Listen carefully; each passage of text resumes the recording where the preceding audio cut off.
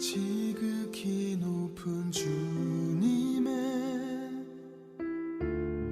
낮이 성소로 들어갑니다.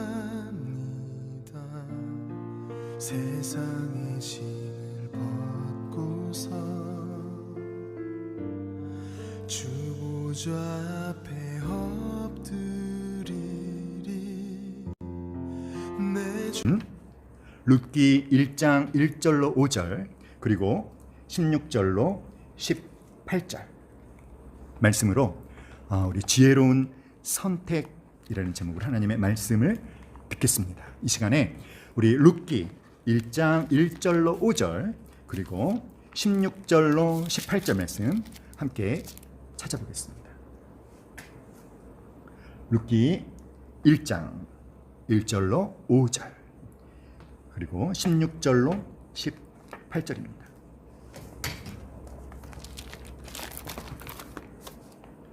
룻기 1장 1절 네, 우리 찾으셨으면 제가 시작하면 함께 읽어 주십시오.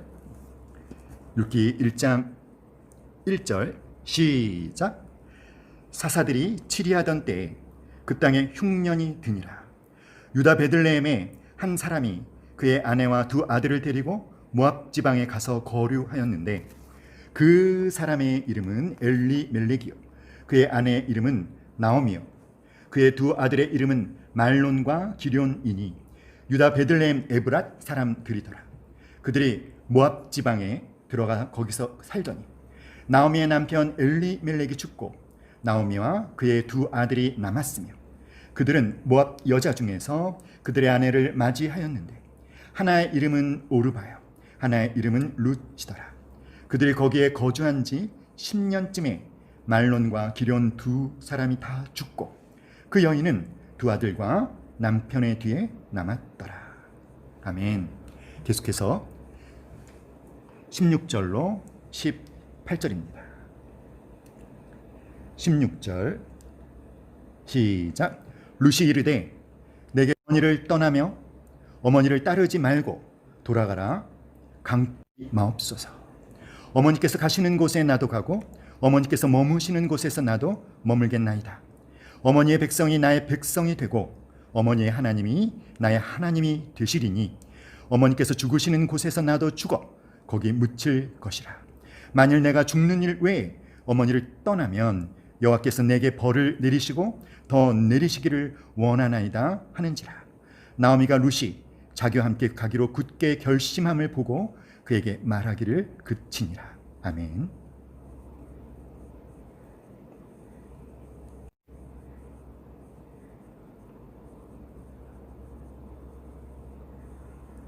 네, 우리 함께 말해봅시다. 지혜로운 선택. 다시 한번 지혜로운 선택. 자, 여러분, 우리는 하루 중에도 여러 가지 선택을 하며 살죠. 외출할 때 어떤 옷을 입을까, 또 어떤 신발을 신을까, 식당에 가서는 어떤 음식을 주문할까 우리는 고민합니다. 하지만 이런 선택은 뭐 그렇게 우리가 심각하게 고민할 내용은 아니겠죠. 하지만 누구와 결혼을 해야 할지, 어떤 직장에 들어가야 할지, 어떤 교회를 선택해야 할지, 어느 동네에서 살아야 할지, 이러한 것들을 선택하고 결정하는 일은 옷이나 음식을 선택하는 것과는 성격이 다릅니다. 왜냐하면 그 선택의 결과에 따라서 우리 인생 전반에 아주 커다란 영향을 미칠 수 있기 때문입니다. 그렇다면 여러분은 중요한 결정과 선택을 해야 할 때 무엇을 근거로 선택하십니까?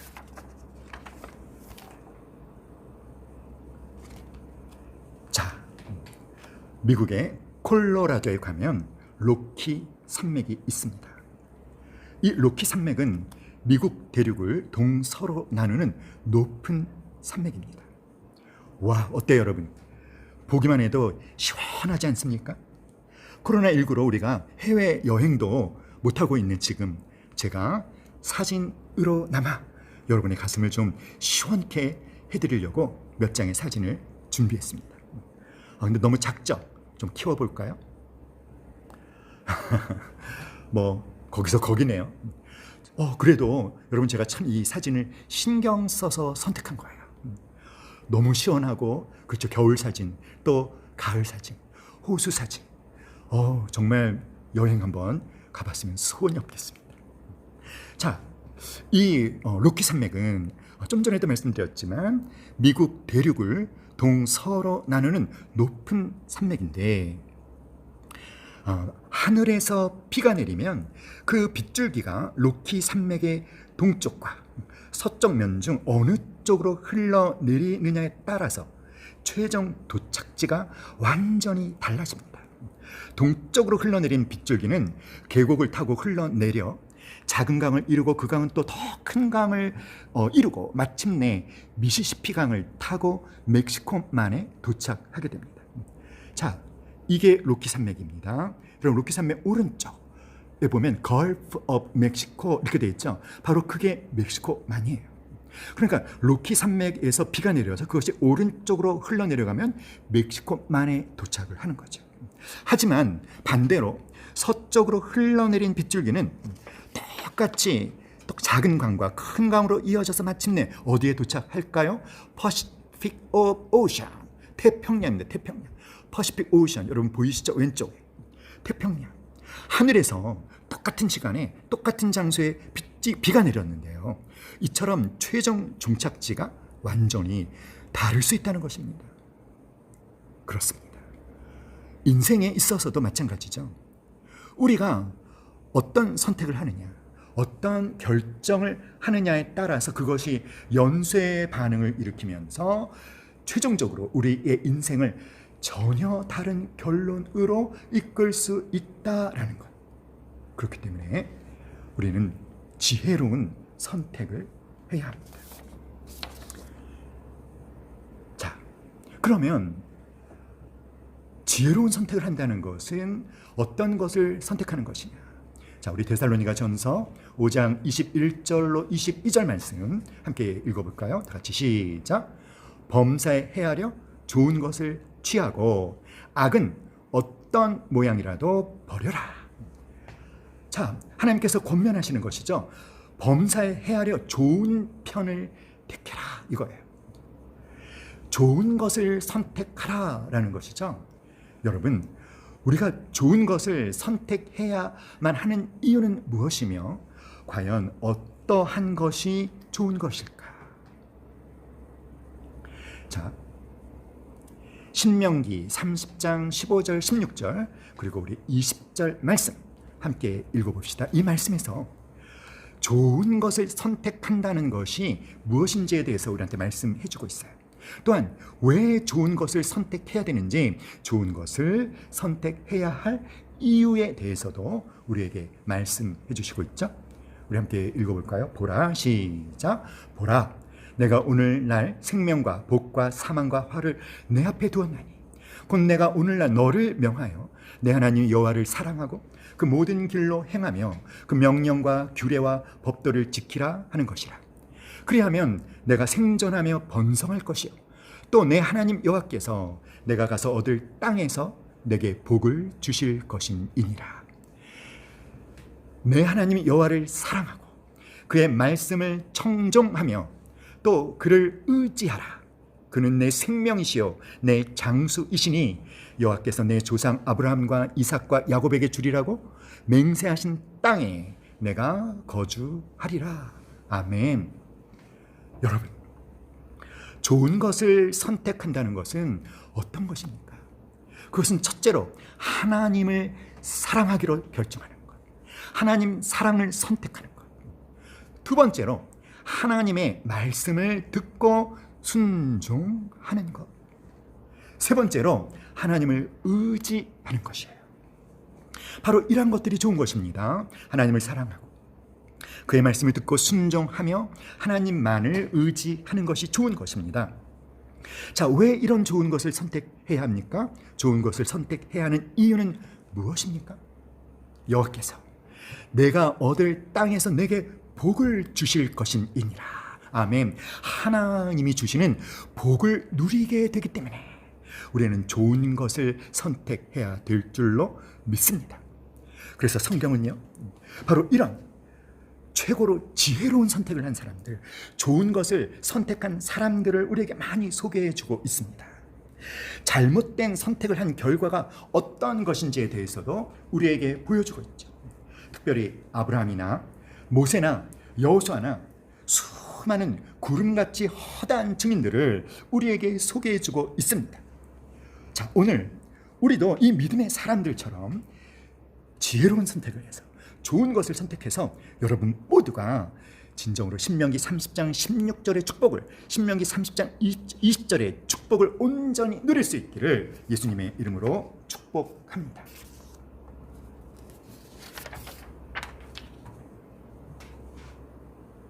좋은 것을 선택하기 원한다면, 우리가 지혜로운 선택하기를 원한다면 우리는 룻기를 읽어야 돼요. 특별히 룻기에서 우리는 룻을 주목해 보아야 합니다.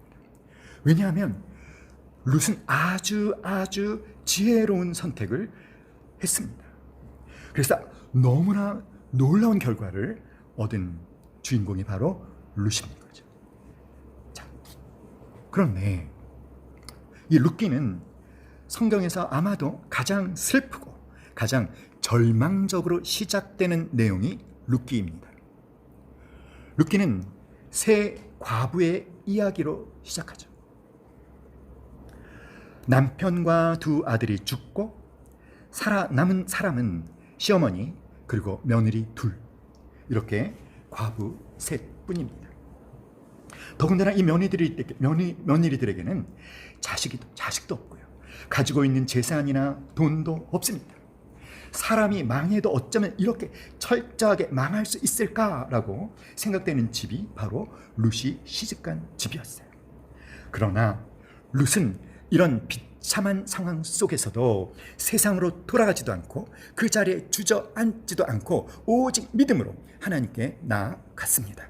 그 결과 하나님은 롯의 믿음을 아름답게 보셨고, 그리고 롯에게 축복을 주셔서 그야말로 롯은 아무런 희망이 없던 가능성 제로의 인생이었던 이방 여인의 처지에서 놀랍게도 새로운 남편과 아들을 얻었을 뿐만 아니라 이스라엘의 위대한 왕 다윗 왕의 증조 할머니가 되었고요, 더 나아가서 메시아이신 예수 그리스도의 조상이 되는 영광을 누리는 이스라엘에서 가장 복된 여인으로 축복을 받았습니다. 우리 다 같이 우리 룻기 1장 1절로 2절 함께 읽겠습니다.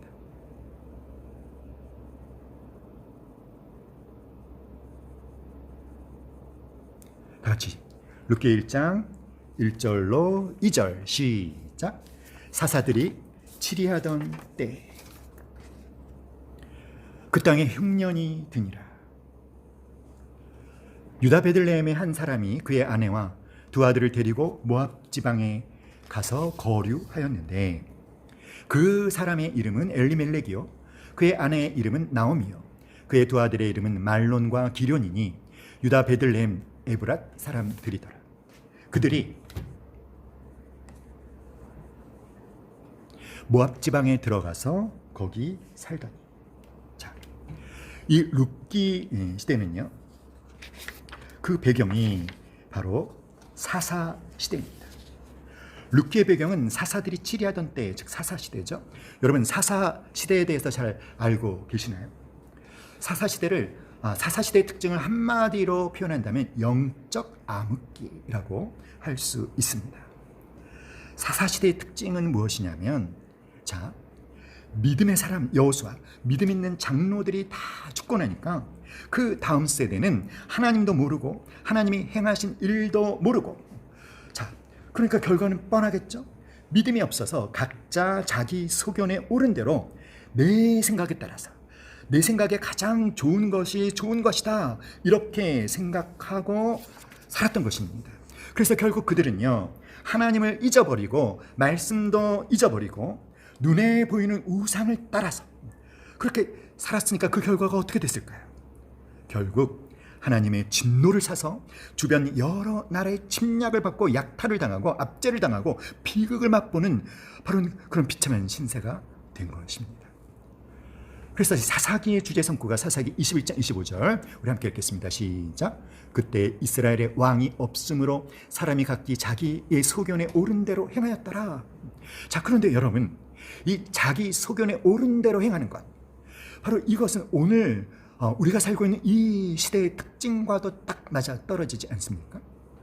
디모데후서 3장 1절로 5절에 말세에 고통하는 때가 이르리니 사람들이 자기를 사랑하고 돈을 사랑하고 자랑하고 교만하고 비방하며 부모를 거역하며 감사하지 아니하며 거룩하지 아니하며 무정하며 원통함을 풀지 아니하며 모함하며 절제하지 못하며 사나우며 선한 것을 좋아 아니하며 그리고 배신하며 조급하며 자만하며 쾌락 사랑하기를 하나님 사랑하는 것보다 더한다.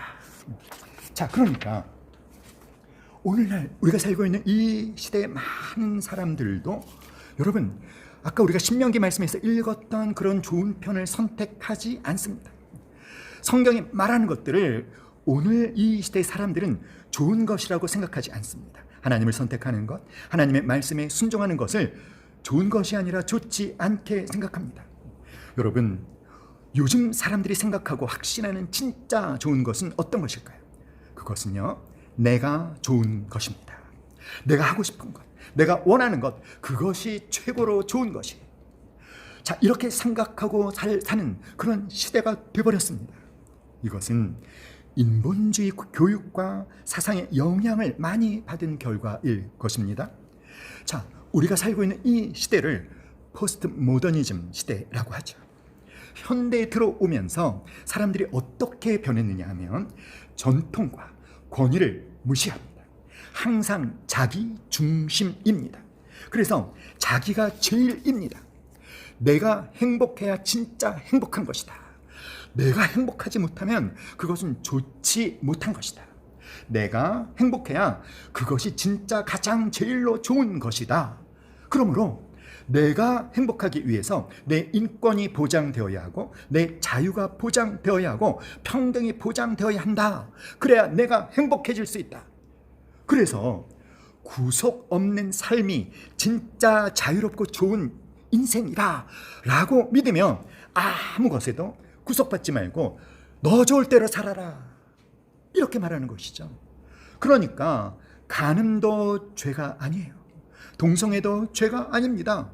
너 좋을 대로 행하라. 네가 좋은 것이 최고로 좋은 것이야. 여러분, 이런 시대가 되고 말았습니다. 어때요 여러분? 디모데후서 3장 15절 말씀과 너무나 똑같죠. 그러므로 이렇게 오늘날 많은 사람들이 자기가 좋은 것이 가장 좋은 것이라 생각하고 자기 좋을 대로 사는 것이죠. 그러나 여러분, 그것은 결코 지혜로운 선택이 아닙니다. 그래서 여러분, 이 사사시대는 바로 이런 악순환이 사사시대 내내 반복이 되었어요. 사람들이 하나님을 떠나서 우상을 섬기고 타락하죠. 그러면 하나님께서 심판하십니다. 주변에 강한 이방 민족을 일으키셔서 그들의 압제를 받게 하시는 거예요. 그러면 이방 민족의 압제가 너무 고통스러워서 하나님께 회개하고 하나님 구원해 주세요 라고 간구하면 하나님께서 사사를 세워서 그들을 구원해 주십니다. 자, 이스라엘 백성들이 사사가 살아있는 동안에는 하나님을 사랑하고 하나님의 말씀을 순종해요. 하지만 사사가 죽으면 또다시 타락합니다. 또다시 우상숭배로 빠집니다. 또다시 하나님을 떠납니다. 자기 소견에 좋을 대로 행합니다. 그러면 하나님께서 또 심판하십니다. 강한 이방 민족을 일으켜 압제를 받게 합니다. 그 고통이 힘겨워서 회개하고 살려주세요 기도하면 사사를 세우셔서 구원해 주시면 사사가 살아있는 동안 하나님 잘 믿다가 사사가 죽으면 또 타락하고, 그러니까 타락, 심판, 회개와 관구, 구원, 이런 사이클이 내내 반복되었다. 자, 그래서 이 사사 시대 사람들의 특징이 뭡니까? 자기 소견에 옳은 대로 행했다라는 것이죠. 여러분, 이렇게 자기 소견에 옳은 대로 행하여 모든 사람들이 영적으로 칠흑같이 어두웠던 시대에, 그런데 바로 아주 희망적인 한 사람을 소개하고 있으니 그것이 누구냐면 바로 룻인 거죠. 여러분, 자, 이 아까 우리가 읽었었던 룻기 1장 1절로 5절에 보면, 자 여러분 말씀을 보면서 설명을 들으세요. 자, 유대 베들레헴에 살고 있던 엘리멜렉과 나오미가 흉년이 들어서 굶어 죽을 환경에 처하자 두 아들을 데리고 어디로 이민을 갔죠? 바로 모압이라는 나라로 이민을 갑니다.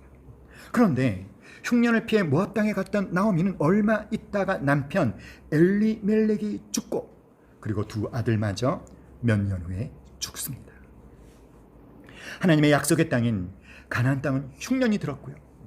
그것을 피해 모압에 왔지만 남편과 두 아들을 잃었다는 것은 그야말로 철저한 몰락을 의미하는 것이에요.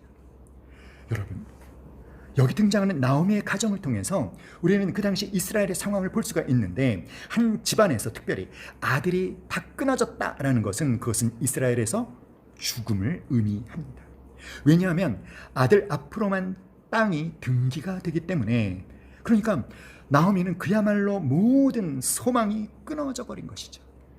도대체 왜 이런 결과를 맞이하게 되었을까요? 사사시대의 기근은 하나님의 백성의 불신앙과 우상 숭배에 대한 하나님의 징계였습니다. 그러므로 엘리멜렉과 나오미는 그 가나안 땅을 떠나는 것이 아니라 그 땅에서 근신하며 하나님의 회복의 은혜를 기다렸어야 했습니다.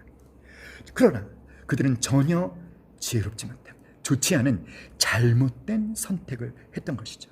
하나님의 결제를 받지 않고 선택 결정한 것입니다. 그 결과는 무엇입니까? 모든 것을 잃어버렸습니다. 사랑하는 여러분, 저와 여러분의 삶에도 흉년이 찾아올 수 있습니다. 경제적인 흉년이 찾아올 수도 있고요. 인간관계의 흉년이 찾아올 수도 있고요. 신체적 흉년이 찾아올 수도 있고요. 무엇보다도 영적인 흉년이 찾아올 때가 있습니다. 여러분, 그럴 때 어떻게 해야 할까요? 어떤 사람은 용기 있게 그 흉년에 직면합니다. 어떤 사람은 그 흉년이란 상황을 부인합니다. 그런데 어떤 사람은 흉년이란 상황으로부터 도망쳐 버립니다. 본문에 나오는 엘리멜렉과 나오미는 어떻게 했습니까? 그들은 도망쳤습니다. 엘리멜렉의 이름의 뜻은 함께 말합시다. 나의 하나님은 왕이시다. 나오미라는 이름의 뜻은 기쁨이라는 뜻이에요. 그러나 그들은 그 이름과는 정반대로 하나님 없이 자기 생각대로 결정을 내렸고요. 하나님 없이 자기 생각대로 하나님의 결제를 받지 않고 선택과 행동을 취한 결과 기쁨은커녕 그 이름과는 반대로 고통을 경험합니다. 그들은 베들레헴을 떠났습니다. 베들레헴이라고 하는 것은 떡집이라는 그런 뜻인데요. 아마도 이 지역이 양식이 풍성하고 기름진 땅이어서 사람들이 그렇게 이름을 붙였던 것 같아요. 그러나 어느 날 이 좋았던 고향, 그 풍요로운 삶의 자리에 먹구름이 찾아왔습니다. 그러자 나오미의 가정은 너무나 쉽게 지금까지 그들이 지켜왔던 삶의 자리를 포기했습니다. 그리고 모압으로 이사 갑니다. 여러분, 이 룻기를 기록한 목적이 있어요.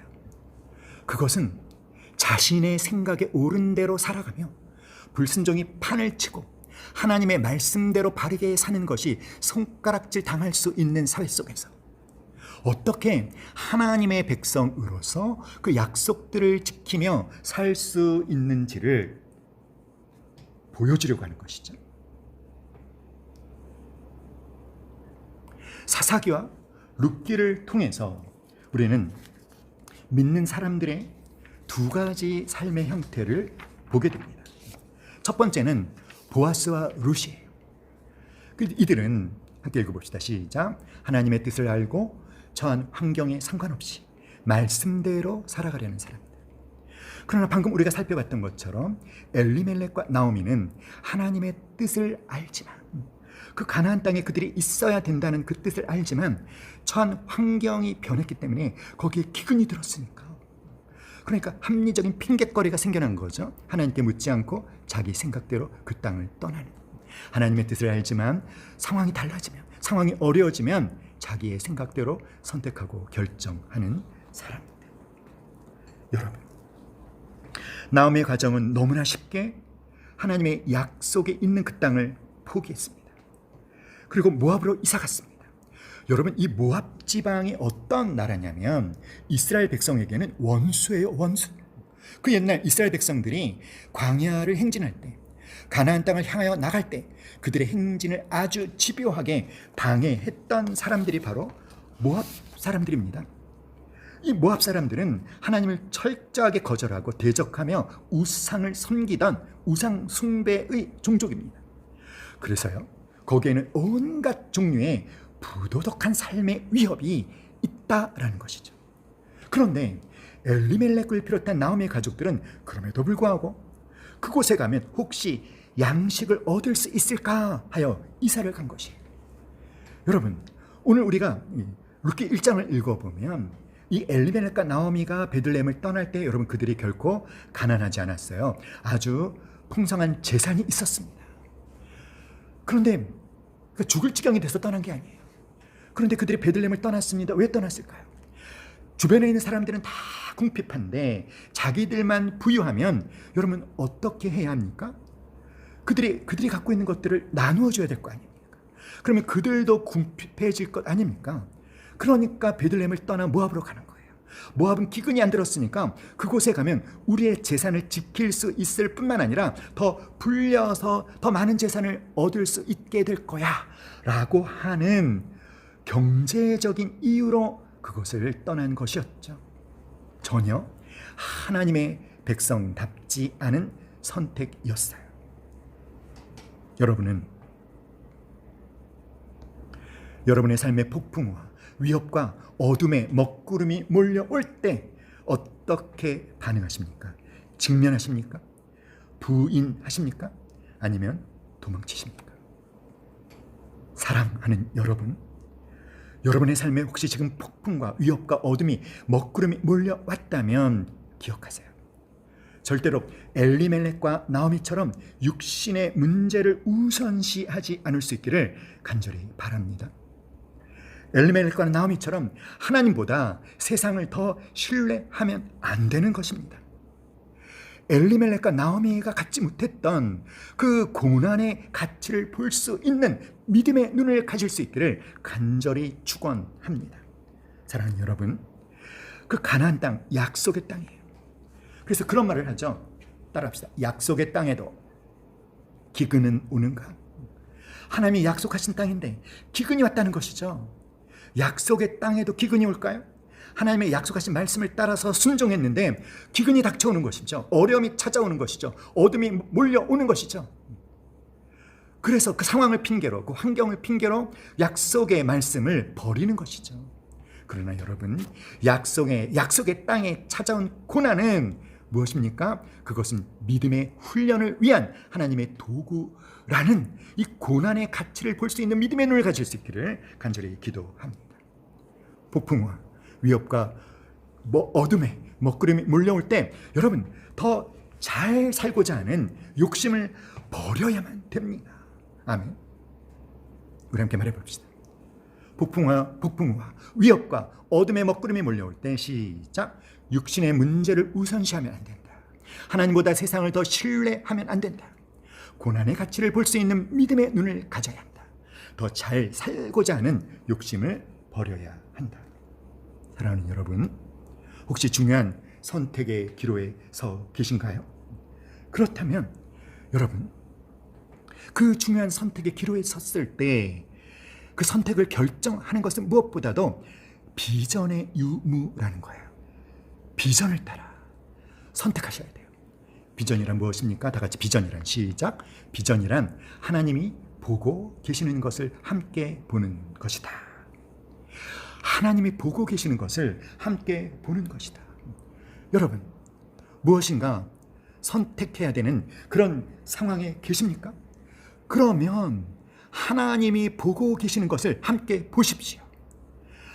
상황이나 자신의 조건을 근거로 결정하지 말고 비전으로 결정하시기를 바랍니다. 여러분, 그 베들레헴에 흉년이 들었을 때 엘리멜렉과 나오미가 그 약속의 땅, 그 가나안 땅을 떠난 이유는 뭐라고 했습니까? 경제적인 이익을 찾아서라고 말씀을 드렸죠. 하지만 그런데 실상은 그들이 그런 선택을 하게 된 보다 더 근본적인 원인이 있습니다. 본질적인 원인은 무엇일까요? 그것은 그들에게 하나님에 대한 비전이 없었다는 것입니다. 하나님 나라에 대한 비전이 없었다는 것입니다. 그 가나안 땅은 어떤 하나님의 계획이 있는 땅입니까? 그 가나안 땅을 향한 하나님의 비전은 무엇입니까? 바로 하나님의 나라를 세우기 위해서 하나님이 선택하셔서 아브라함을 보내셔서 그 땅에 하나님의 백성을 창조하시려는 하나님 나라에 대한 비전이 있는 땅이었다는 것이죠. 그러니까 그런 하나님의 비전이 있는 그런 중요한 곳이라는 것을 깨달았다면 아무리 흉년이 들었어도 끝까지 견뎌야 되는 것입니다. 여러분,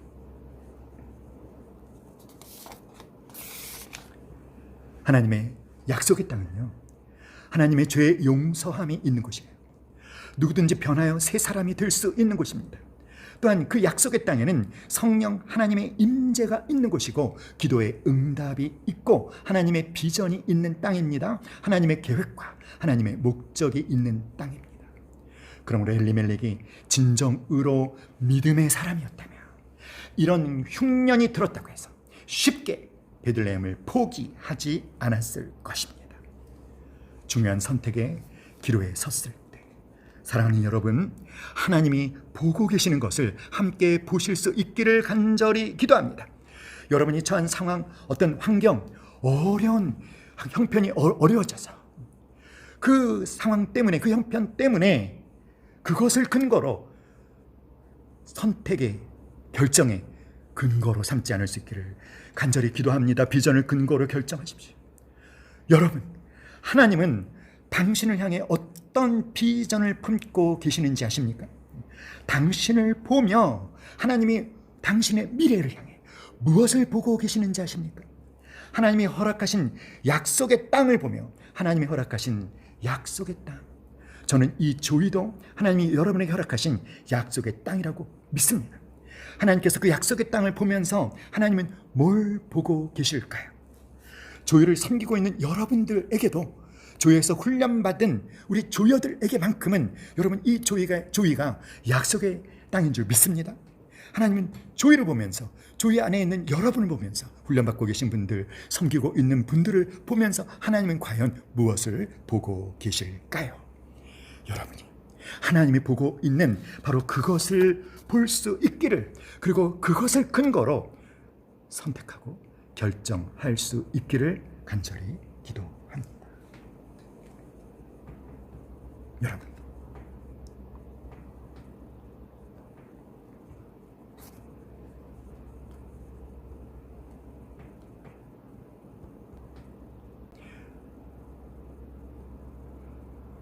지금 이 6절 말씀은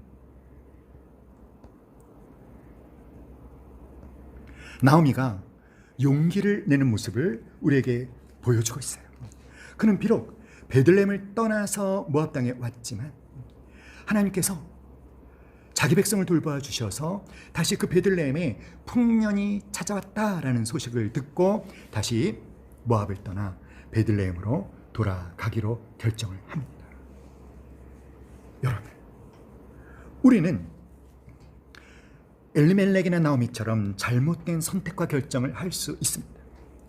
자, 그런데 내가 한 어떤 선택과 결정이 잘못된 것이다 라는 것을 깨닫게 되었을 때는 여러분, 괜한 자존심을 내세우지 말고 솔직하게, 정직하게 나의 불신앙과 나의 잘못을 인정하고 미련 없이 다시 하나님께로 돌아갈 수 있어야 합니다.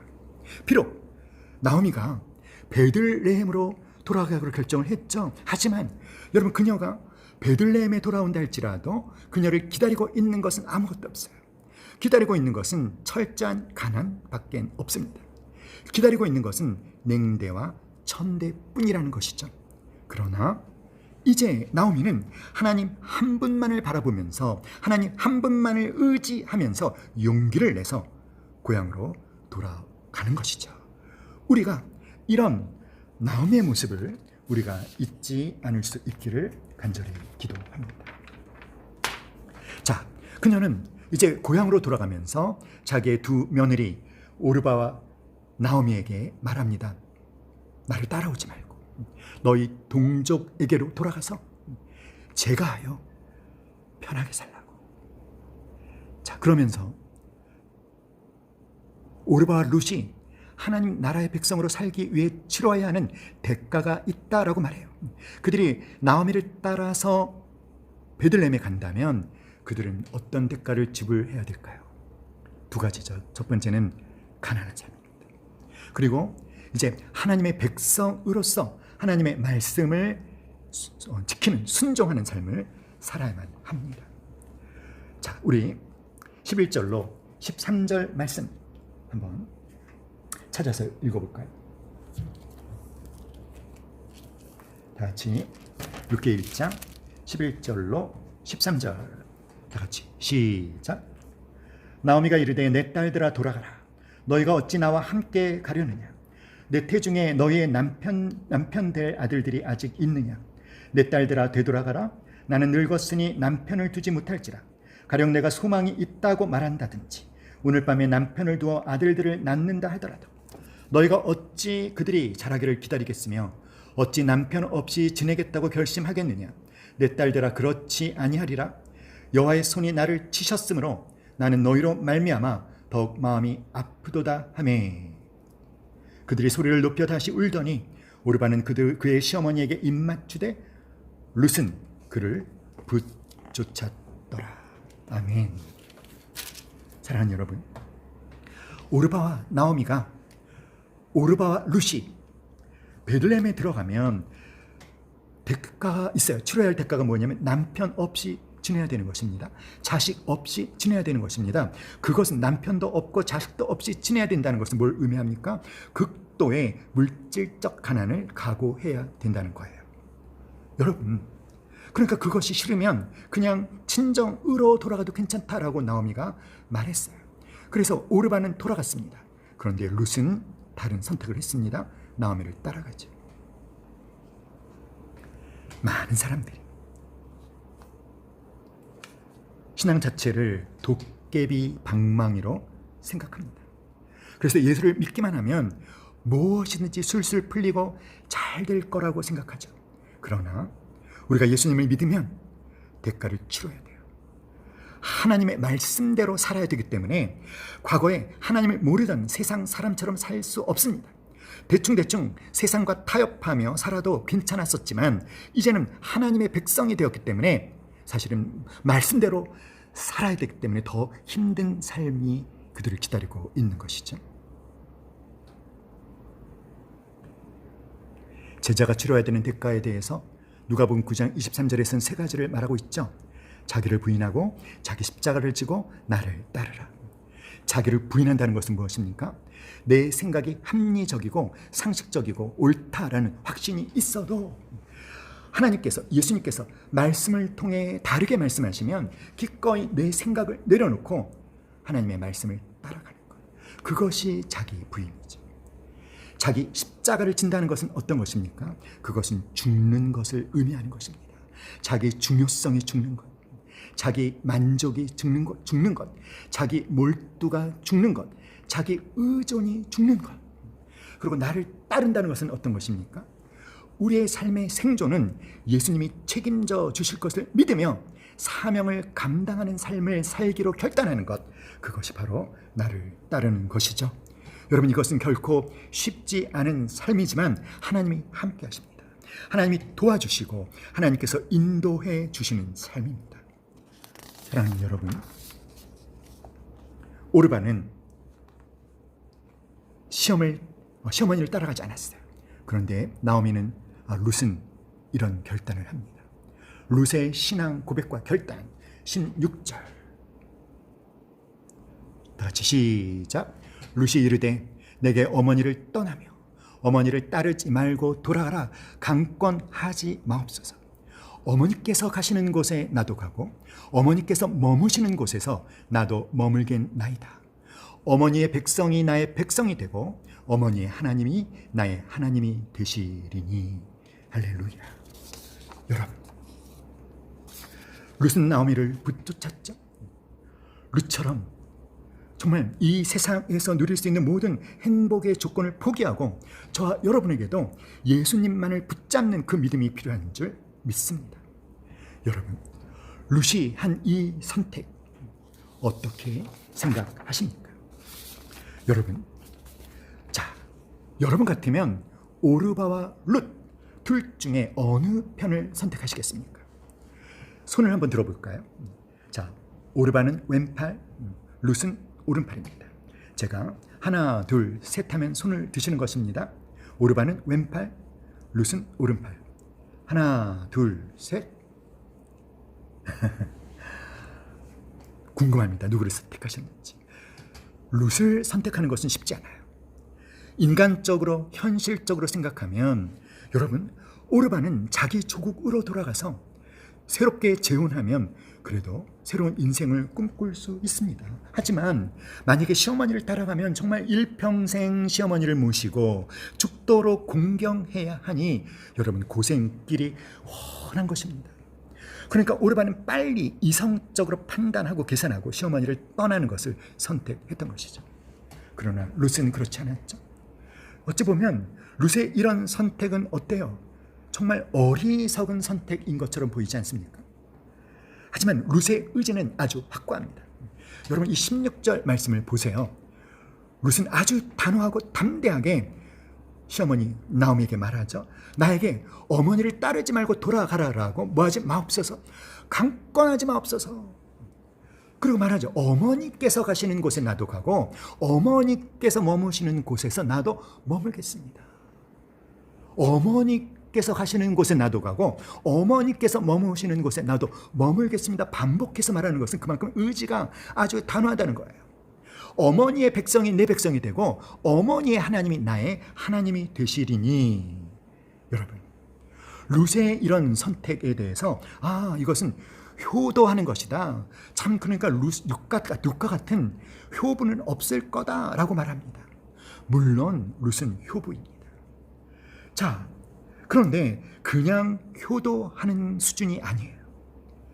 단지 인륜적인 차원에서 효성이 지극한 룻이 아니라 룻이 추구한 더 차원 높은 가치가 있습니다.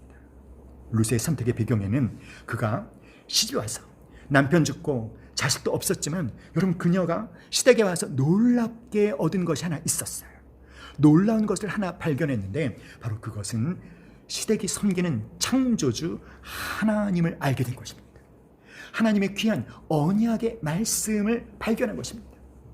그래서 여러분, 그녀의 고백을 보게 되면 어머니의 백성이 나의 백성이 되고 하나님의 선택받은 백성, 나도 하나님의 선민이 되고 싶다라고 하는 아주 간절한 그런 갈망이 룻의 마음속에 있다는 것을 압니다. 어머니가 섬기는 하나님이 나의 하나님이 되실 거다. 여러분, 그 하나님이 어떤 하나님이십니까? 룻의 이 고백과 이 결단의 내용을 통해 알게 되는 것은 룻이 시집온 엘리멜렉 집안, 그래도 믿는 집안이라고 며느리들에게 하나님에 대해서 가르쳐 줬다는 거예요. 우리는 하나님을 섬기는 백성이라고.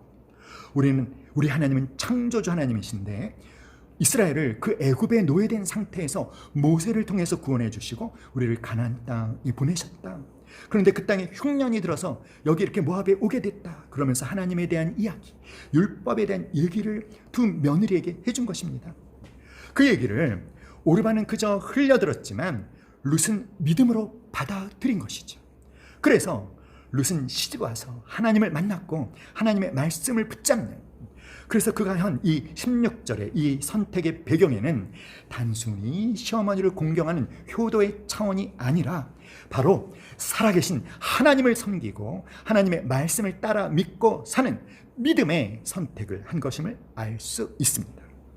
그래서 룻의 선택은 참으로 지혜로운 선택이고 복된 선택이었다는 것을 알 수 있는 거죠.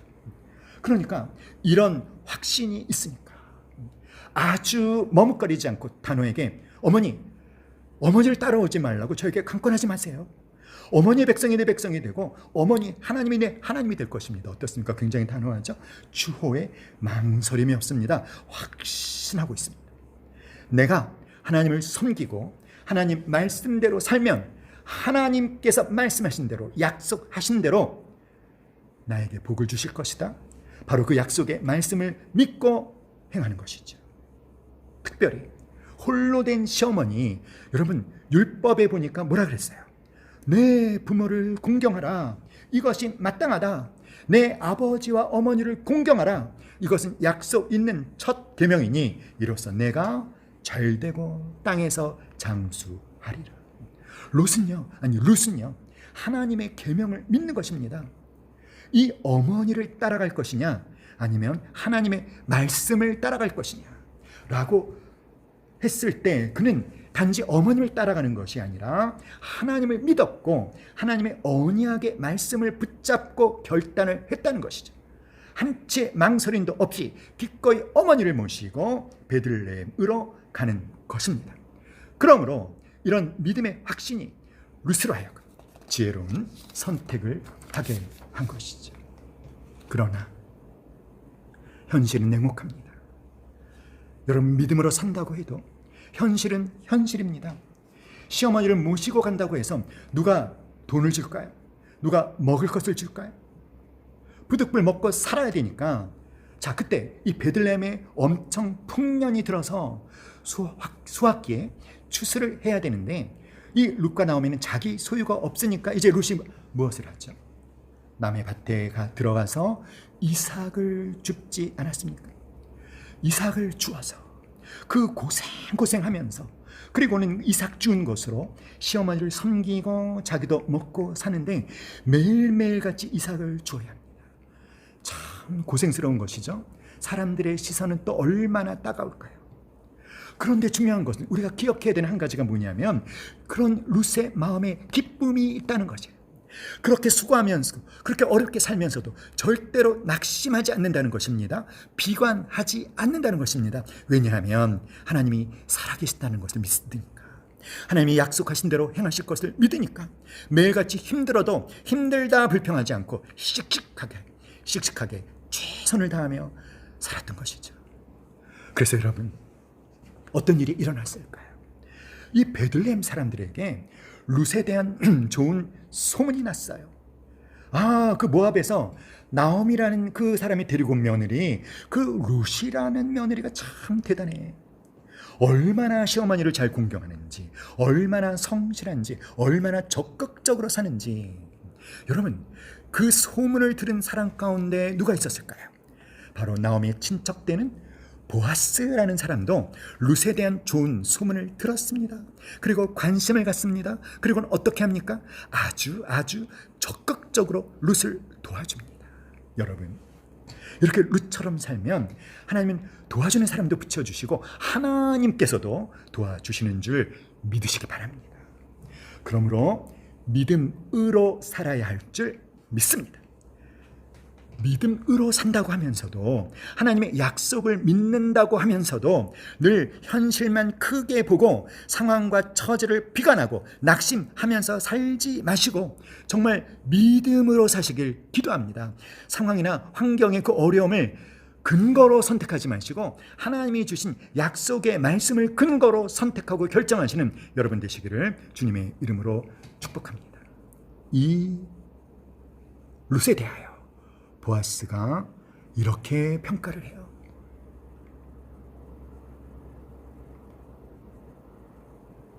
다 같이 룻기 2장 11절로 12절 다 같이 시작.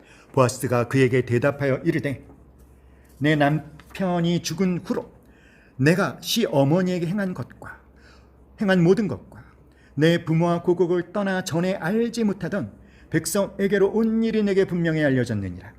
여호와께서 내가 행한 일에 보답하시기를 원하며 이스라엘의 하나님 여호와께서 그의 날개 아래에 보호받으러 온 내게 온전한 상 주시기를 원하노라. 아멘. 할렐루야. 사랑하는 여러분, 보아스가 룻에 대한 이야기를 다 들었어. 네 남편이 죽은 후로 네가 시어머니에게 행한 모든 것, 네 부모와 고국을 떠나 전에 알지 못하던 백성에게로 온 일을 나에게까지 그것이 분명히 알려졌느니라. 그리고 여러분, 보아스가 룻을 축복합니다. 하나님께서 네가 행한 일에 보답하시기를 원하며 이스라엘의 하나님 여호와께서 그의 날개 아래 보호받으러 온 너에게 온전한 상 주시기를 원하노라 하는지라. 아멘. 사랑하는 여러분, 이 말씀 가운데 여러분 자신의 이름을 넣어서 한번 읽어볼까요? 어떤 부분이냐면, 하나님께서 네가 행한 일에 보답하시기를 원하며, 시작.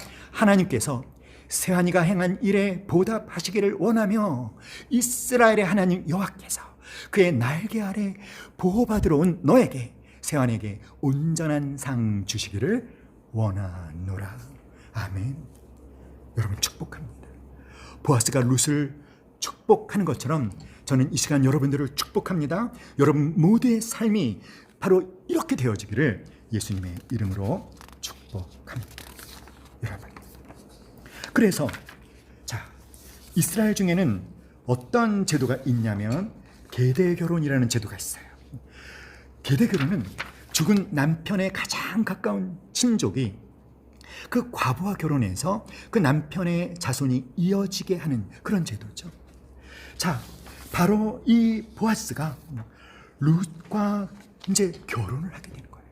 그래서 보아스와 룻이 결혼해서 첫 번째로 낳은 아들은 보아스의 아들이 되는 것이 아니라 바로 룻의 남편의 아들이 되어서 그 가문이 이어지게 되는 것입니다.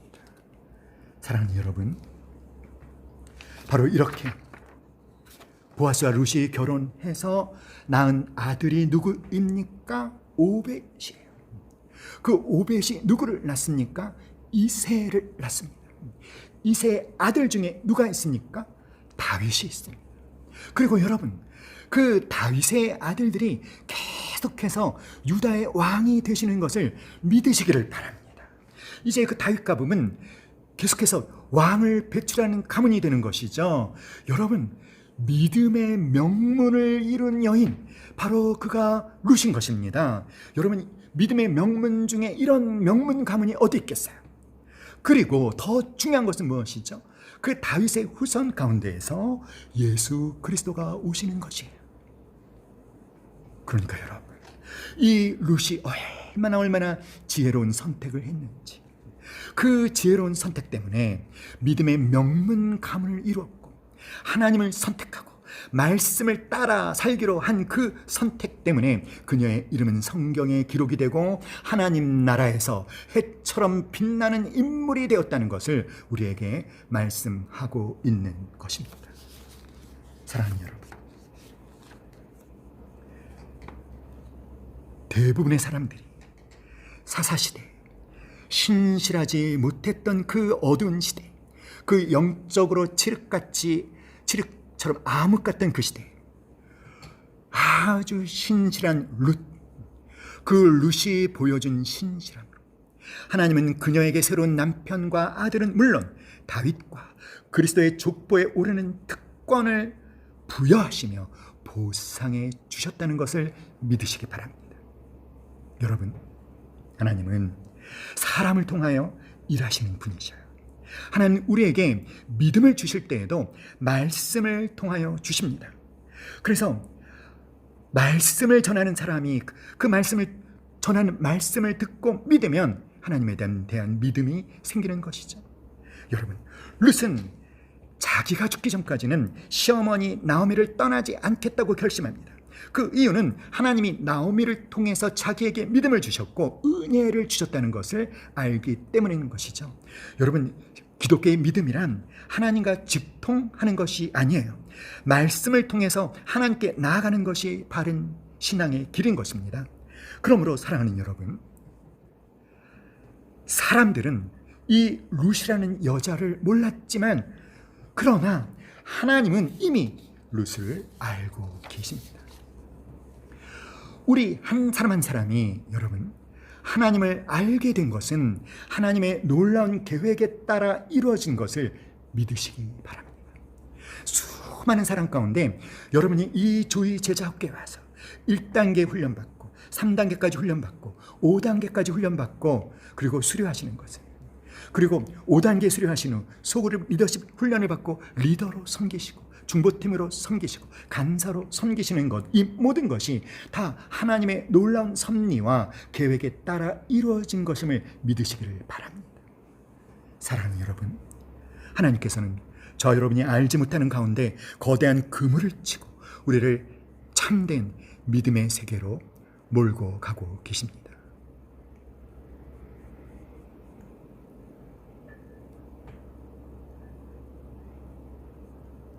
하나님께서 우리를 인도하실 때, 여러분 그 인도하심에 순종할 때 하나님을 알게 되고 하나님이 주시는 복을 누리게 되는 것을 믿으십시오. 때문에 이 세상에서 겪는 불행한 일이 오히려 여러분 하나님의 영광의 세계에 들어갈 수 있는 기회가 된다는 것을 믿으시기 바랍니다. 지금 여러분에게 생긴 어떤 불행한 일이, 어떤 고통이 그것이 룻에게 일어났던 그 일처럼 하나님의 은혜의 세계, 하나님의 영광의 세계에 들어갈 수 있는 기회가 된다는 것을 믿으시기를 간절히 기도합니다.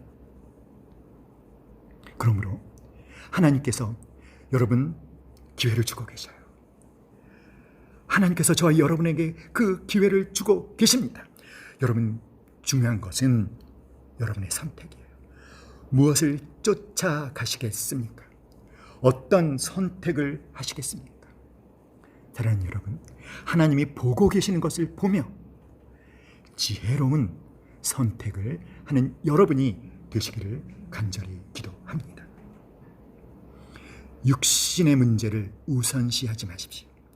하나님보다 세상을 더 신뢰하지 마십시오. 고난의 가치를 볼 수 있는 믿음의 눈을 가지시기를 바랍니다. 더 잘 살고자 하는 욕심을 버리시고 비전을 근거로 하나님이 보고 계신 것을 보며 그것을 근거로 선택하는 지혜로운 선택을 하는 저와 여러분 되시기를 간절히 기도합니다. 우리 함께 이 찬양 부르고 하나님 주신 말씀 붙잡고 함께 기도하겠습니다. 고백합시다. 주 선한 능력으로, 주 선한 능력으로 끌어안으시네. 크신 발로 날 붙드시네. 절망 속에도 흔들리지 않고 사랑하는 주 얼굴 구하리. 선한 능력으로 일어서니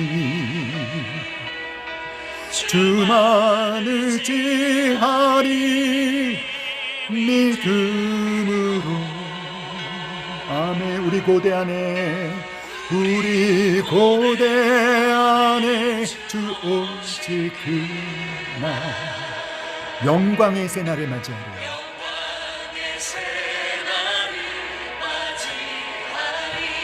아멘.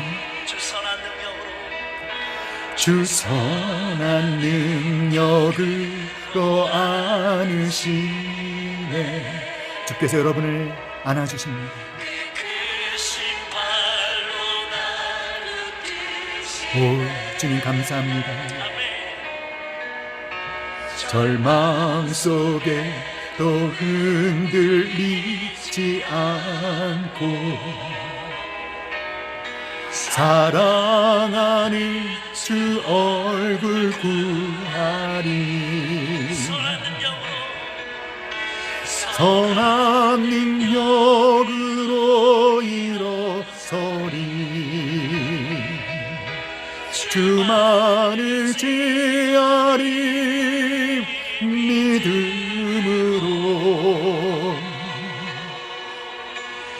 우리 고대함에 주 오실 그날 영광의 새날을 맞이하리. 아멘. 우리 한 시간 함께 기도합시다. 하나님 아버지, 지혜로운 선택을 하는 내가 되겠습니다. 하나님 아버지, 좋은 편을 선택하는 내가 되겠습니다. 하나님 아버지, 하나님을 사랑하고 하나님의 말씀에 순종하고 하나님만을 의지하는 좋은 편을 선택하는 제가 되겠습니다. 하나님 아버지, 상황을 핑계대지 아니하며 환경을 조건으로 대지 아니하며 하나님 아버지, 비전을 근거로 주님 말씀을 따라 선택하는 지혜로운 선택을 하는 우리가 되게 하여 주시옵소서. 하나님 아버지, 우리 모두가 이 말씀을 그대로 적용할 수 있도록 도와주시옵소서. 우리 다 같이 주여 세 번 간절히 부르짖고 함께 기도하겠습니다. 주여, 주여, 주여. 할렐루야. 하나님 아버지, 하나님 아버지, 이 시간 우리 삶에 어려움이 찾아오신 분들, 삶의 폭풍우와 위협이 찾아오신 분들을 주님 붙잡아 주시옵소서. 하나님 아버지, 우리들이 최근에 한 선택과 결정을 되돌아보게 하여 주시옵소서. 나는 무엇을 근거로 그런 선택을 하였는지, 나는 무엇을 근거로 그런 결정을 선택하였는지, 과연 내가 한 선택은 지혜로운 선택이었는지, 좋은 편을 선택한 것인지 하나님 아버지, 우리가 분명하게 깨달을 수 있게 도와주시고 분명하게 분별할 수 있게 도와주시옵소서. 사랑과 은혜가 풍성하신 하나님 아버지, 우리에게 은혜를 주셔서 하나님 아버지, 우리 모든 조여들이 정말 하나님이 원하시는 그 하나님이 주신 말씀을 따라 선택하는 자들이 될 수 있게 도와주시옵소서. 하나님의 보고 계신 것들을 근거로 선택하는 자들이 되게 도와주시옵소서. 비전을 근거로 선택할 수 있게 도와주시옵소서. 육신적인 가치를 앞세우지 않게 도와주시며 하나님보다 세상을 더 신뢰하지 않게 도와주시며 고난의 가치를 눈뜰 수 있도록 도와주시고, 오 할렐루야. 아버지 하나님, 아버지, 더 잘 살고자 하는 욕심을 버릴 수 있도록 좀 도와주시옵소서. 하나님 아버지, 우리가 되돌아봐서 아버지, 내가 한 그 선택이, 내가 한 그 결정이 하나님이 기뻐하시는 선택과 결정이 아니었다라고 판단이 든다면 하나님 아버지, 주님 이제라도 주님께로 돌이킬 수 있도록 도와주시옵소서. 그래야 주님의 약속의 말씀대로 주님이 보고 계시는 비전을 따라 하나님 아버지 선택할 수 있도록, 선택을 돌이킬 수 있도록 하나님 아버지 역사하여 주시옵소서. 아버지 하나님, 우리 모두를 주님께 의뢰합니다. 성령 하나님, 오늘 주신 말씀으로 우리의 삶을 주장하여 주시옵소서. 오 주님, 우리 삶 가운데 이 말씀으로 역사하여 주시옵소서. 아멘.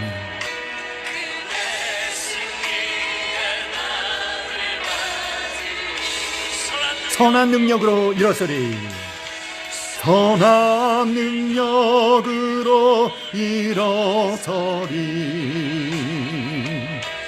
주만을 제하리 믿음으로.